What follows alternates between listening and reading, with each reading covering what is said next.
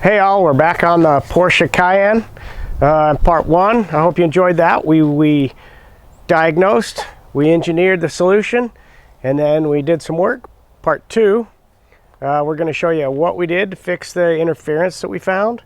We're going to also build up a set of shocks that are robust enough to handle this particular configuration because of the side loading. Going to test drive it. We're going to give it back to the owner and enjoy the ride. Let's get into it. Back on the Porsche.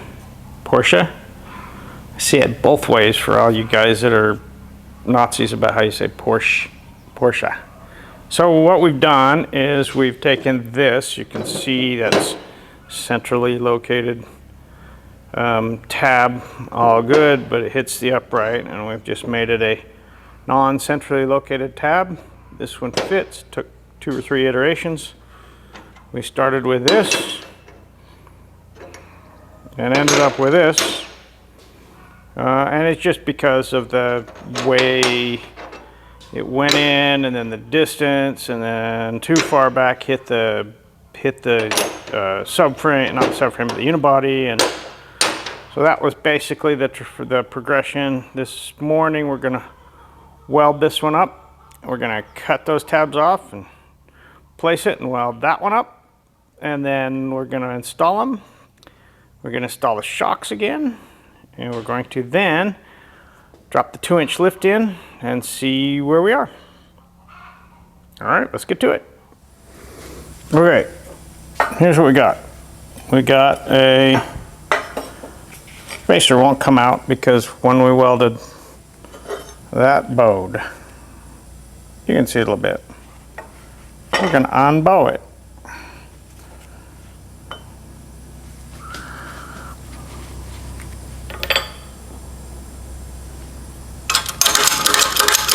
We don't need much.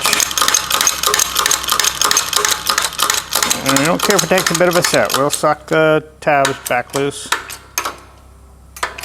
Oh, so the spacer fell out. So 1, 2 to give it a bit of a set. We'll see what it does. When we tighten it in the car, when we tighten the bolt, the spacer is slightly big. Not very, but slightly big. Let's go find the spacer. Oh, luckily it fell in a good place. Yes, I need to clean the shop up. Yes, I do. 2 hours every night. Oh, that's a lie. A little bit much. We did just a little bit much. That's okay. We can suck that together. So you can see it's a good 1/16, maybe a little bit more. We'll suck that together. The tab will flex. This will flex. It will be good. So. We can put it back in the press, put something between, and give it a little bit better, but honestly it's, yeah, we went a little bit far. But we'll paint this thing up, and that one's good to go. Do an entry. Hey everybody, we're in the Altec shop, and I'm going over with Daniel. Hi Daniel. How we're going to assemble the mock-up shock, and then how to final assemble the shocks once we make sure the mock-up shock is the right length. So we'll just walk you through that. And I'm also walking Daniel through, so I'm gonna walk Daniel through and you guys just listen in. So this is the shaft, the other one is broken, and this is the standard single piston with a soft wear band. I think the wear band's with the broken parts. Shim stack piston, 5/8 shaft bearing, 5/8 wiper cap. This is the right shaft, right? Yeah. So this is the right body. It's for a 10-inch shock, and we can put that over there. That's for a 10-inch shock, but we only have 5 inches of travel. So when this is all put together, we have to put enough spacer in it so that there's only 5 inches of shock, or of shaft travel, right? Yeah. So we'll have to make those spacers. It's going to be something in the realm of 4 inches of spacer, but we like that, yeah, because more separation we get, these shocks have had a really bad side leg loading issue. You remember the JRZs, I think they were? Yes. How they'd spit the wear bands? Broke Yeah. apart. And it's all because of side loading. And we found the side loading. I don't know if I told you, but the actual upright, the way the ball joint hits and then it curves around the tire, contacts the spring hard, like 3/4 of an inch. Yeah, that would do it. Yeah, so that's what's happened. So I'm fixing that. It wasn't just the geometry that we were worried about. It was actually. I mean, there's side load on the geometry, and I'm worried about it, but it's not the big thing that was breaking them. It was full extension. It was pushing hard, and then they would just buckle. You know, they just, rather than plunge, the two things would just go, and that's what caused the breakage. But So if we can get some more separation, it's got more leverage to stay together. right, so we want as much separation we can. So that's why I'm not going to a really short shaft. I'm staying with the 10-inch, the proper shaft for a 10-inch shock. So the bearing separation, and I'm also looking for making more bearing surface area. And this 7/8 bearing here has a DU that's 3/4 inches big, and that's Significantly yeah, longer than that. yeah, tiny and not very much surface area. This has got a lot. It's 3/4 inch long and 7/8.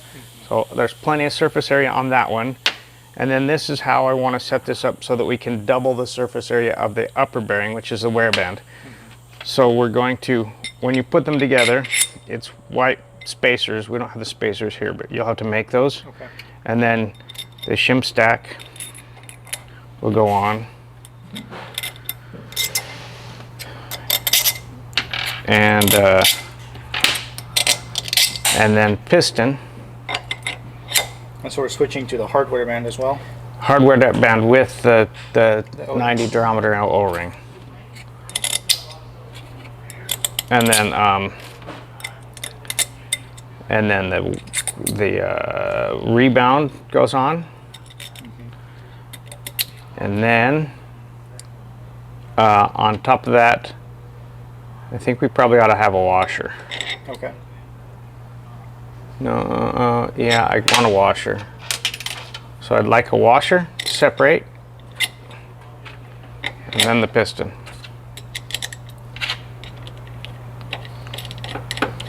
And what that will do for us is that will give us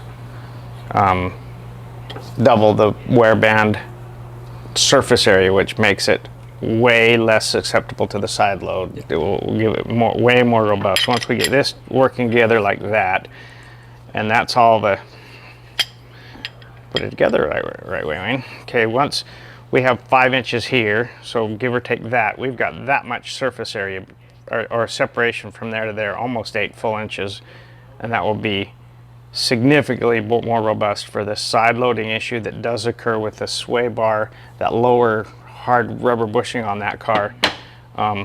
So that's how the shaft goes together. This is the body cap Yeah. that came off it, and that little tiny hose is barely adequate, in fact not, because if you look at the hose, it's like 3/16 inch hole, and it flows the oil displaced by that shaft right there. So 5/8, 3/16, it's not enough. So what we have to do is this needs to be replaced. This body cap needs to be replaced. This hose needs to be replaced to a -6, which is significantly bigger. So yeah, if we didn't switch, we would blow up the shock. For sure. Yeah. Well, and we're trying to avoid blowing up another shock. We've already blown up 4. And that goes on. So it's got to be -6 reservoir hoses. I believe when we're done, I'll try to do it on the mock-up, but I'm not sure I'm going to be able to. But we may have to put a 90/90 on this end of the hose to make the reservoir come up this way, because it's tight in there. So, any questions? No, well, and then we're gonna have to change the way that the shock's mounted to avoid that same interference. So yeah, how strong we make it. So yeah, it's not going to be contact anymore. I'm moving the upper clevis mount Okay. in like an inch. So I've that's not for this purpose of this video, this part of the video, but yes, what I've done is can you see we have a plate, bad draw artigan with a fairly well, with an exactly centered clevis mount. And then what will happen here is this plate now does this, and that mounts toward the back, and it leans it in, and it actually makes the shock fit slightly better because it's slightly more travel, so that we get a little more up travel before the shock tops, which means the dents that the upper control arm has already made in the inner fender well. I was stopping it before it got into those dents, but now with this, now it gets all the way to those dents. So we're using all the self-clearance travel. So that's it. I want to do the more bearing area just because there's a lot of side load on this suspension.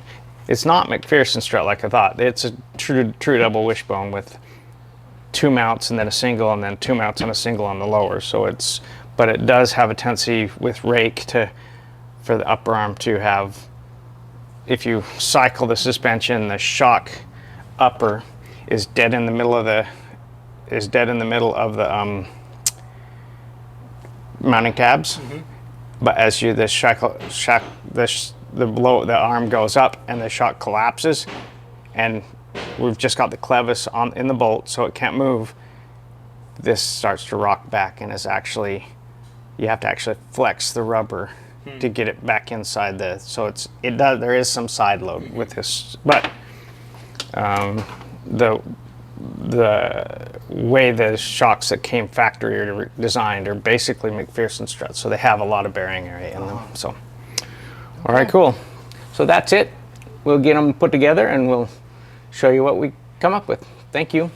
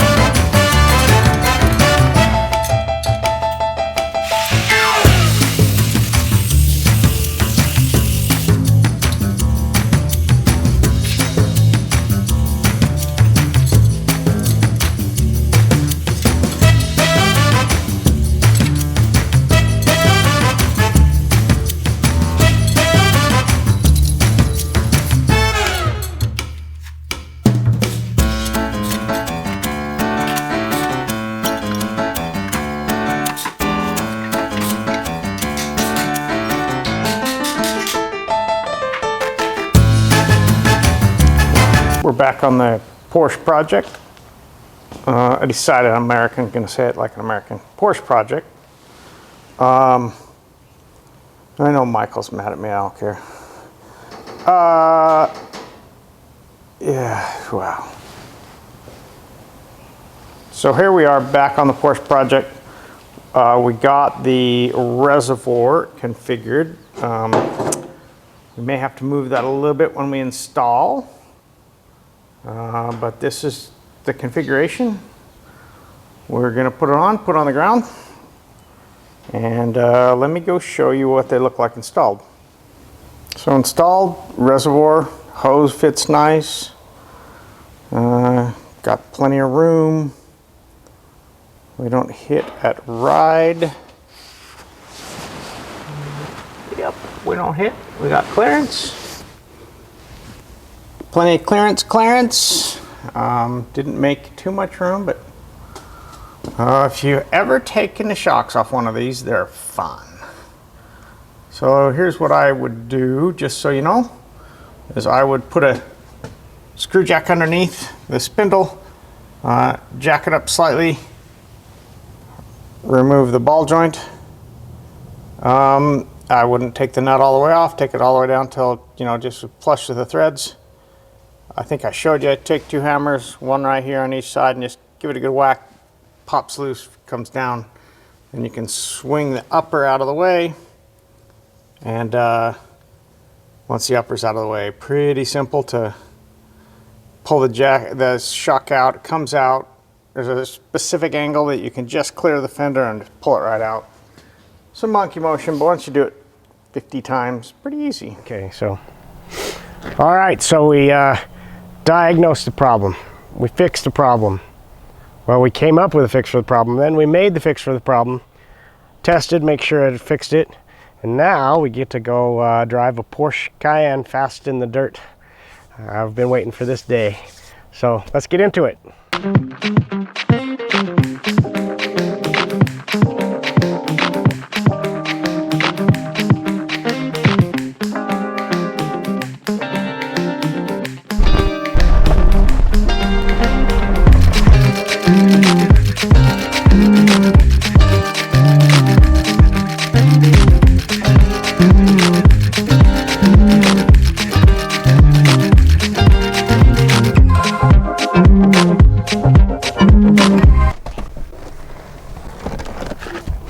So that was good. We took it over to Greer Canyon. We went as far as they'll let us. We went through some rain ruts and some washouts, flexed it out. No clunks, no bangs, nice firm Porsche ride. I think we're good. Can't wait to give it back to David, and I'll let him get the air. I was a little bit of a chicken, but can't wait to give it to David tomorrow. You ready? Hey all, we're here with a Porsche. Porsche. We go with Porsche. And that's Porsche. what I've been told. See, I'm that's American. Porsche with the E So, at the end. My friend Michael Mills, Porsche racer. He was actually raced 14 Porsche, and he insists Porsche. Yes. And then I have an Italian friend race for Ferrari, and he says it's Porsche. So I'm going to believe the Porsche. I'm going to go with the Porsche, and I that's agree. what I've heard Okay, most of the time. There we go. So now we have that settled. It's Porsche if you're American, and Porsche if you're anybody else. There. So, David, and I can't pronounce your last name. Walda. David Walda owns this beautiful thing, and he came to me to do some spring work, and I kind of want to get the story from you on how we kind of got to Here. All right. First off, we started off getting a kit that we got from the East Coast, and from that kit, we ended up running it and seeing that we were running into some problems. We started having some suspension that would kind of go out very nicely and then come back not so nicely. And we were having some issues with the front drooping down, and I think it's because we added a winch in the front and also having the front tubed bumper. Okay, so added some weight. Yeah, okay. So I think from what their original settings were, it was probably too much weight for the spring rate that they had set up. So you came to us because you found us online, if I recall? I actually went, I live in like the Lake Elsinore area, which is huge for off-road. Yeah. And there's a huge off-road shop by where I work. It's Fusion Off-Road. Oh. And Yep. yeah, so I went over there, I talked to the guy, he looked at it and he's like, you gotta talk to Wayne. Oh, well, I I'm appreciate like, okay, where's Wayne? Who's Wayne? Who's this Wayne guy? that. I know. Who is this Wayne guy? Does anybody know? So he gave me your number, and you're a local, so that was awesome to be Right, able to right. get in touch with you. You said, where do you live at exactly? I told you where I lived, and you said, well, I'm here. I'm like, you got a jack? And I'm like, yeah, I got a jack. And like, okay, bring your jack, come to my shop, and we'll take a look at it. Right. Because as you know, the Alltech shop doesn't do a lot of installs and all that stuff. We do the shock service and the service on only the shocks, and then we have a machine shop, but I don't have a lift and the whole setup there. That's why we ended up at the Izzy shop to do the engineering portion. Yeah. Okay. So from there, we kind I of think decided. the first iteration was spring rates. Correct. We had to go to a heavier weight spring in order to Right. get the front lifted Right. back up to the regular ride height. And then, if I recall, the JRZs. JRZs, right? yep. JRZs spit the wear band.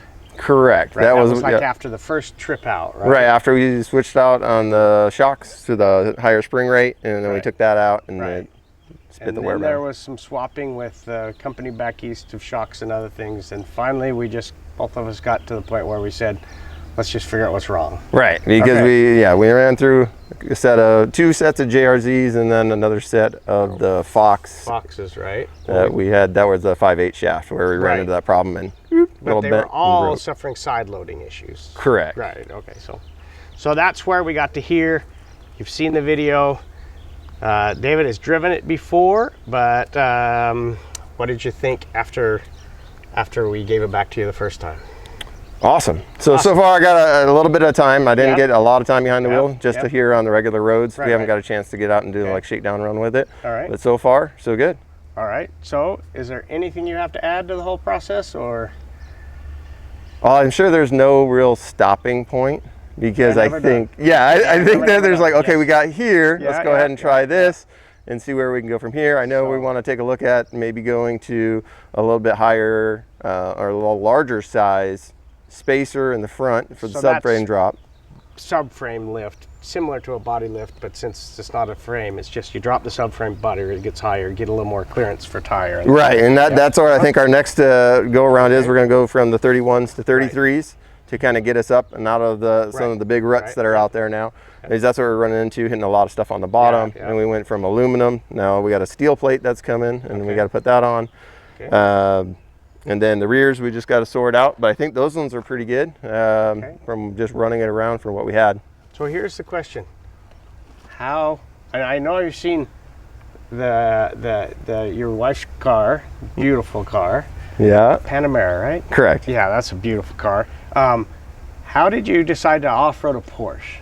So we've actually have had Yeah. every generation of the Porsche Cayenne. Oh, have you? Yes, we've had the original generation. We ran a Porsche Turbo there. We had the same generation of this, 958, Yeah. and we had the V6. And every time we ended up purchasing one, we're like, one day we just have to make one into an off-roader. Awesome. So I ended up getting a Jeep a little while back, and we Yeah. were in the Jeep for probably like 2 years or so, Yeah, yeah. cruising around. We went up the local area here, and we were running around. And guess what comes cruising around behind us? A whole group of really? off-road Cayennes. Both Nice, okay. myself and my wife looked at each other. It's gonna happen. Now we're gonna go down the road. So we ended up That's selling the Jeep. Slippery slope. Exactly, selling the Jeep, and we picked up this.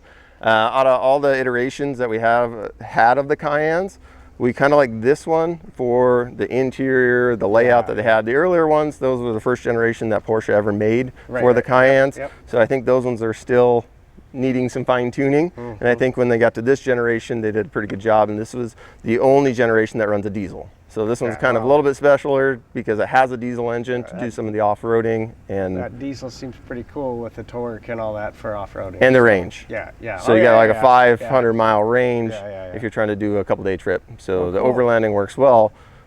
And I think the setups that was originally here without the front bumper and just a mild overlanding driving Yeah. would probably been okay. But because we take it kind of a little bit to the next Yeah, level of yeah, driving, yeah. it was probably having a little bit more difficulty. And that's kind of where we needed your expertise and help. Slippery slope. So that's the story. That'll do it for this kind of series. Thank you, David, for letting us Absolutely. have some fun, play. I have a good friend, Tim. He saw the videos and like, I have one of those. It's an S. It's the first one. Will you It's a do it? Gen 1? Yeah, Gen 1. Okay. And he said, will you do it? I'm like, yeah, no problem. So that's his Bronco in there now we're working on. Oh, and then awesome. We'll do his Cayenne as soon as that one's done. So, There we go. that's good. But what I'd really love to do, if we can work it out, is sometime meet at the desert, do some actual wheeling, get some footage, Would love to. and then we'll have goods and bads. We never do anything perfect ever, right? But you know, everything in suspension's a compromise. If it's really good here, it's probably not so good Right. there, and then you're trying to find the happy medium. So I'd love to just go out and at least either you go out or we go out and figure out what's good and bad and see where we can go from there. Absolutely. That'd be fun, man. Thank you very so much, much. sir. All right, so that's it. I hope you enjoyed that. It was a lot of fun for me to do something a little different than what I normally do. If you enjoyed what you're seeing, hit the subscribe button. It helps us out. I'll wait. Did you do it? Everybody do it? You in the back. Okay, you did it. Thank you. Okay. I really appreciate it when you do that. Like making these videos. Also hit the like button and the notification bell so you can get a notification when the next one comes out. We'll keep doing videos and we'll all learn something. Thanks for watching.